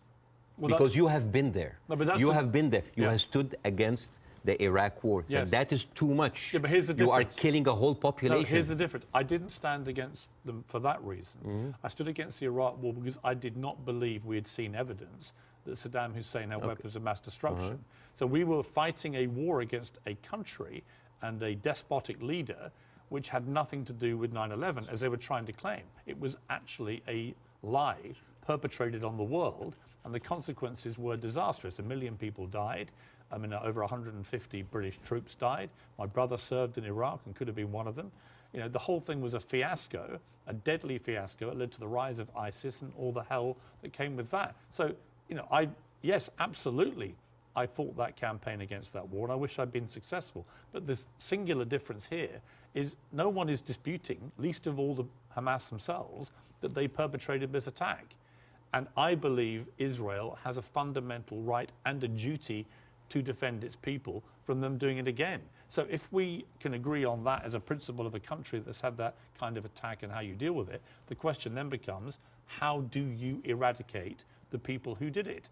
And I just think, given the intense nature of the way the population exists in Gaza, very, very large numbers of people in confined places, and that is in itself unacceptable, and I will agree with you about all of that, and that has to be fixed longer term.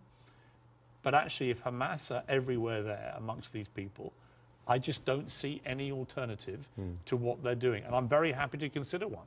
But I don't think you have one either. So if the Iraqis were actually, there was evidence that they were behind 9/11, would that still be okay to kill a million Iraqis? We have a parallel, which is Afghanistan. And in fact, I would say, but that raises a different question. So was the Afghanistan war just? I believe it was, in a way that Iraq wasn't.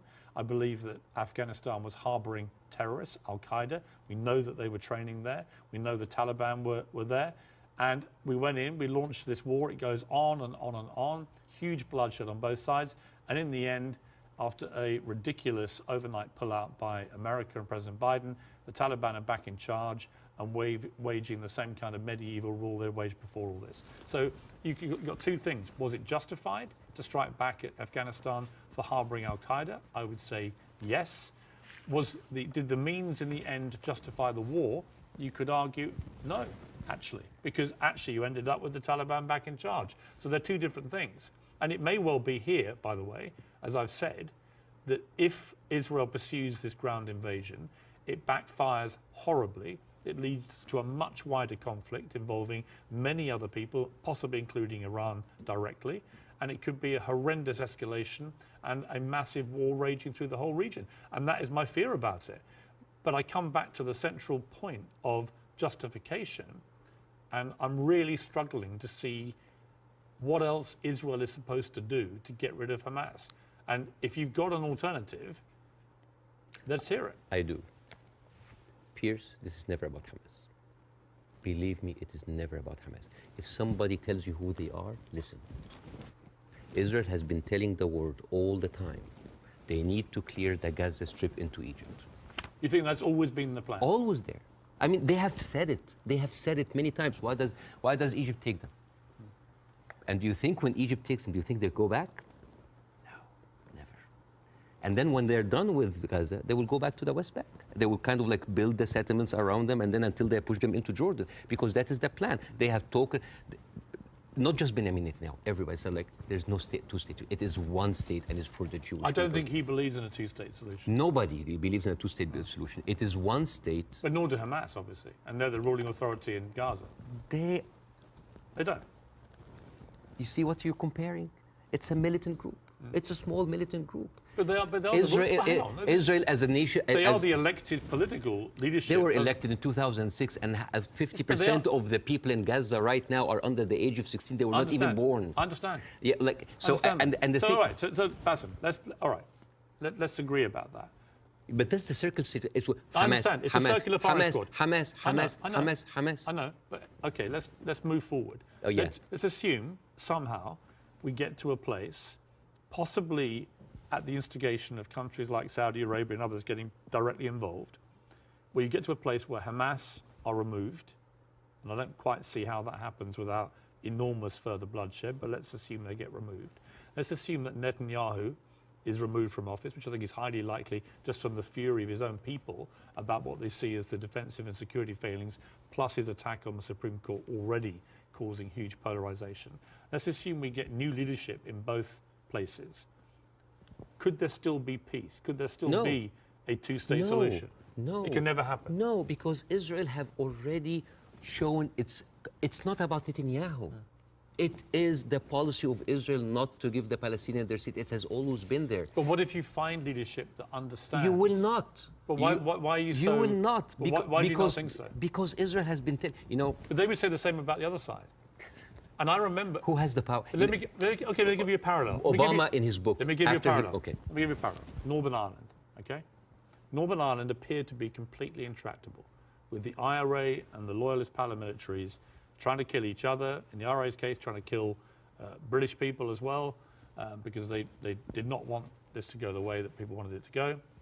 And ultimately, we got to peace because we found leaders who actually had the courage, moral courage, to get in the room with the people that were trying to kill them and to do a deal.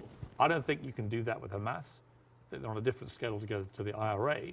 But we did have a seemingly intractable place riddled with violence on both sides, and eventually we got peace. Do you not see there's any chance of doing that here? No, not with Israel. Obama, after he left office, he wrote in his book, the problem with the Palestinian-Israeli conflict is that one side is extremely powerful and one side is extremely weak. There is absolutely nothing to oblige that strong side to give anything.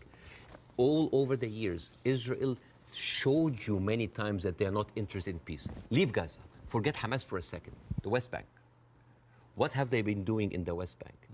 The illegal settlements did not stop a single day. No, they no. are and it's completely wrong. Yeah, but the thing But is it's wrong. I agree with you. But you see what they're doing in the West Bank right now? They are creating little Gazas. They are creating little Gazas. Yeah. And until they are like squeeze them. It's completely wrong. There is a hilarious documentary called The Wanted 18. It is like an Israeli Palestinian co-production, and it tells about the incredible story about the residents of Beit Sahur. It's a Palestinian town next to the Nazareth. And they said they don't want to depend on the milk coming from the kibbutz. So they bought 18 cows. 18 cows. And they didn't know how to milk the cows or have a cow farm. So they were like engineers and doctors. So they sent people to kind of like to learn how to do the farm. So they bought the cows and they started to produce milk and they started to sell the milk to the villages. The Israeli authorities were not very comfortable. So one day the military government came in and said, like, those cows, and I quote, constitutes an existential threat to the national security of the state of Israel. You need to get rid of them. And the movie goes about like the hilarious attempts of hiding those cows between the butchers and the houses. And in one scene, a cow is actually running and the Israeli soldiers are like running behind it and they corner it and they corner it and they're about to kill it. And you know what did the cow say? You didn't fall for this, cows don't speak. Yeah! But you know, it actually said something. You know what did it say? It said Hamas. But anyways. But you see, this is the ideology of the Israeli ruling party. They are not interested. They're not even allowing you to get your own cows. I mean, I want to discuss something that is very important because we have been talking about Israel being a democratic state, a secular state for all of its citizens, including its Arab residents, right? Wrong, Yes. wrong. 2018, there was a resolution that was offered in the Knesset that say that Israel should be a state for all of its citizens. That seems basic, right? That resolution was not even allowed to be discussed. It's like, wait, why? And the rebuttal was, Israel being the state of all of its citizens would threaten the character of the Jewish state. There is, I have a friend of mine, his name is Andrew. He's Palestinian Christian, they do exist. And his family comes from a town called Tarshiha. As many Palestinian towns, these would like, you know, had another Israeli town called Kafar Vradim. It is a left-leaning town. They voted against Netanyahu by 70%. And they announced an auction to sell houses. And then they noticed that most of the applicants were Palestinians. They canceled the auction. Why? Because in each Jewish town, there is something called admission committee that can decide who can live in this town. Sounds like Jim Crow for me. And then they canceled. And you know what they say in the reason? They say, Kafar Vradim welcomes all citizens of Israel, despite the race, gender, or color. However, the majority of the town would like to preserve the character of the town as being Jewish, Zionist, and secular. How does this go together, secular and Jewish aside? You know, and this brings me to this picture. This is a very famous picture. You know, remember this picture? I'm sure you've seen it. Yeah. This, for the people who don't know, this from San Augustine, Florida, 18th of June, 1964. This was a white-only motel. And these are black activists who wanted to defy the law and jump into the hotel. This guy, he's the owner of that. His name is James Brooke. and he was pouring acid to scare them out of the hotel. His neighbor said that James Brooke was a victim because he was just following the law. And you know what James Brooke said? He said, it's not like I don't like black people, I just don't like them in my swimming pools. Now, if an official said that, wouldn't you say that this town has kind of a systemic racism? Yes. This quote was not said by James Brooke. It was said by Deton, the head of the Galilee municipality, when he said, I don't like Arabs. I don't just like them in my swimming pools. The town of Nazareth Elite, 2010, the Arab Christians in the town, they requested to set up the Christmas tree next to Nazareth. This is the birthplace of Jesus. And you know what they said? We cannot have it because non-Jewish symbols would offend Jewish residents. But this comes back to what you were saying at the start, which is about the hate on both sides. No, I'm not talking about the hate. I'm talking about this shining example that Israel won't tell the world that we are like the Western world. We are secular. I don't know if you know this, but they're not just like secular, like Christians against their own Arab. I'm talking about like Arabs with Palestinian, with Israeli identity. I'm talking about them being even racist against their own people. 1950, Yemenis immigrants that came from Yemen, and they were in the transition camp waiting to be transferred into Israel. Their kids were taken away from them and given to white Ashkenazi Jews because they were not white enough. But Bاسم, what would happen if a Jewish person went to Gaza? Why would they go to Gaza? Exactly. Even I wouldn't go to Gaza. Exactly. That's my point. Yeah, it's a dystopia. But I'm just. So it's not just. You're raising points about Israel, making out that somehow they're as bad or worse. No. But what's going on there? Hamas has ruled over the Palestinians in the most oppressive way imaginable. Absolutely, but you know what? Hamas never claimed that they are the only democracy in the region. They never claimed that they are secular. They never said that they adopt Western tradition. And they definitely, they did not use that lie in order to carpet bomb a whole country. Okay. Now here, I want to say one example, and I'm going to leave you. All right. Israel, you think that Israel will like, by the way, the whole thing about the Yemeni children, you can find it in New York Times. It's called like the lost children of Israel, the forgotten. But even when Ethiopian people were immigrated to Israel, Ethiopian Jews, women then report, 2013, that's not like 50 years ago, they reported that they were given against their consent and without their knowledge contraceptive shots so they wouldn't reproduce because they are the wrong color. Israel is a racist, apartheid country that is projecting this shiny example of secularism and democracy for the people so people can accept whatever they do because they look at Palestinians as lesser people. This is the whole point. This is the whole point. And I would like to quote Winston Churchill. He had a quote that say, I don't believe that we have made a great wrong to the Red Indians of America or the black people of Australia because they were replaced by a higher race, a stronger race, a more world-wisely race. This is why Queen Rania is criticizing the West. This is why we here say, like, where are your values? Because this is the crux of the problem. It's not Hamas. It's not Palestine. It is people looking at us as lesser human beings. Bاسم, I don't dispute the characterization that a lot of the Israel administration look upon Palestinians as lesser people. Otherwise, they wouldn't. They even look at the Ethiopian Jews and Yemeni Jews like less. I wouldn't dispute that. I want to quote you to end this. No, why would you end this? Don't end this. We'll be talking for 2 hours. Why not? At some point, we're we have having an amazing time. We can do another interview. Well, this one goes big. I think this is a neat way to end it. He said, I actually believe there is a middle ground between everybody and they can meet. I direct my criticism for the extreme of each one of them. That was you, Bاسم Yousaf. I agree with that. But I don't share your view there can never be peace in this region. I think there can't be with the current leadership structures in both countries, or both places.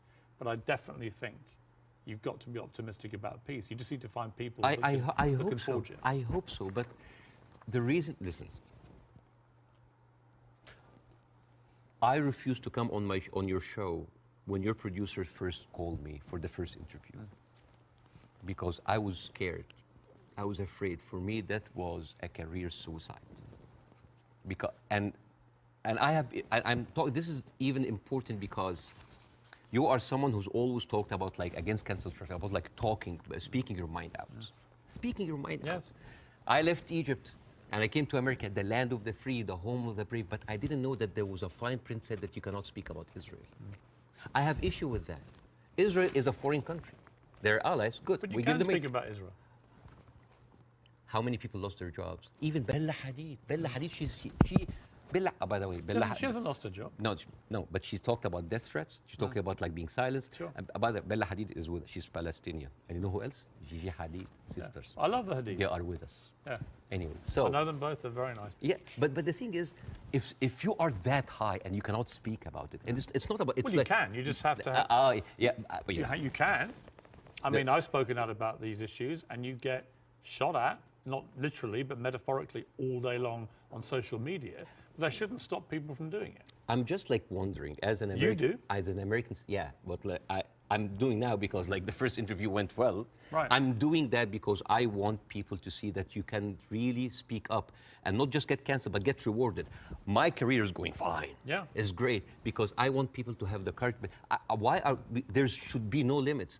I'm kind of like so confused as an American citizen why every American presidential candidate have to go and kiss the hand and bend the knees to AIPAC. This is a lobby that works for a foreign country interest. Why don't we have like a lobby for Saudi Arabia? At least they're giving us more money. You know the great thing? You can say that here.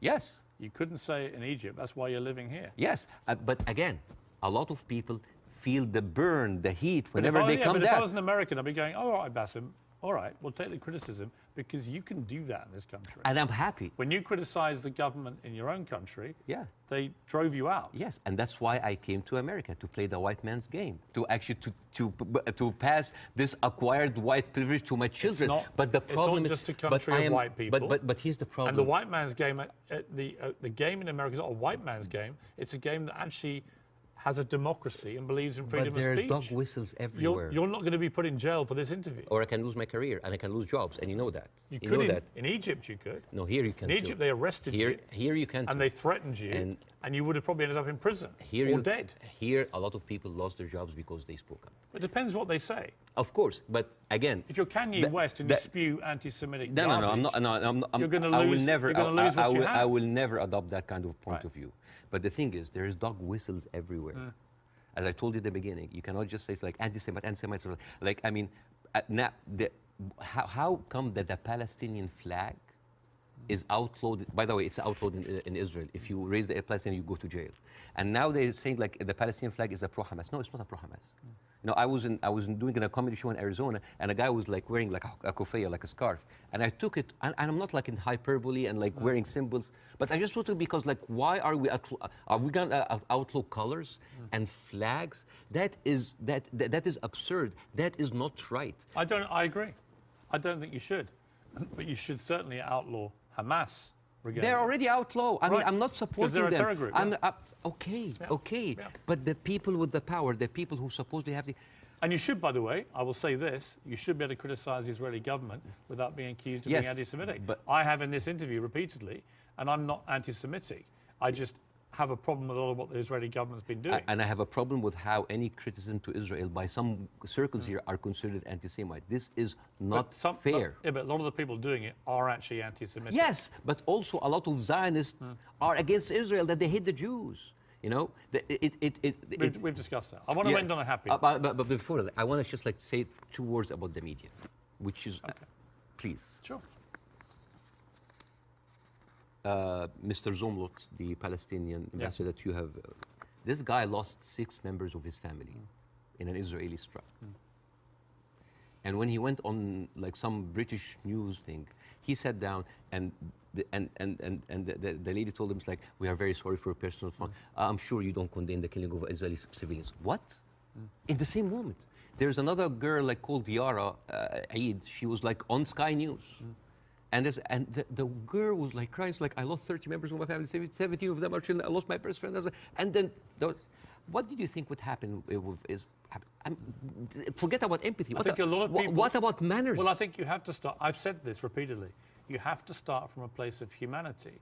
You have to look at what happened on October the 7th and feel utterly outraged and disgusted for the loss of human life. Yeah. And you also have to feel that for what's happening in Gaza to innocent people. But and if you can't feel both for both sets of people, both sets of innocent people being killed, if you can't feel a sense of despair and horror over their deaths, you don't have any humanity.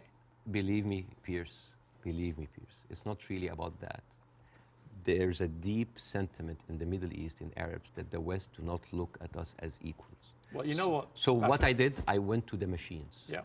And I asked ChatGPT simple questions.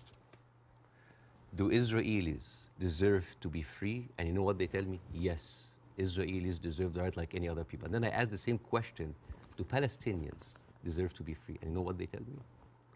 It is complex. It is a sensitive issue. Well, it's not complex. It's not sensitive.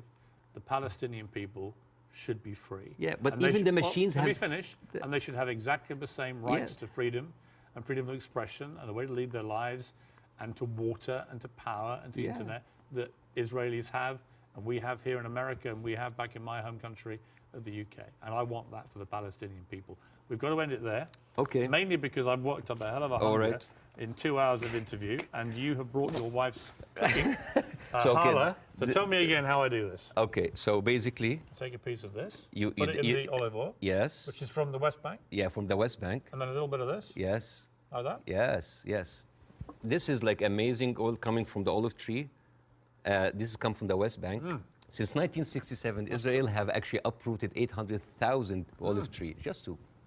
That is absolutely delicious. I know. Please thank your wife for me. Thank you. Wish her all the best and her family, particularly those who are obviously in Gaza. It's been great to see you. Thank you so much. In America. Let's do it again. Let's do it again. Let's keep talking. Yes. I honestly think the way through this is people keep talking. Yes. Good to see you. Thank you so much.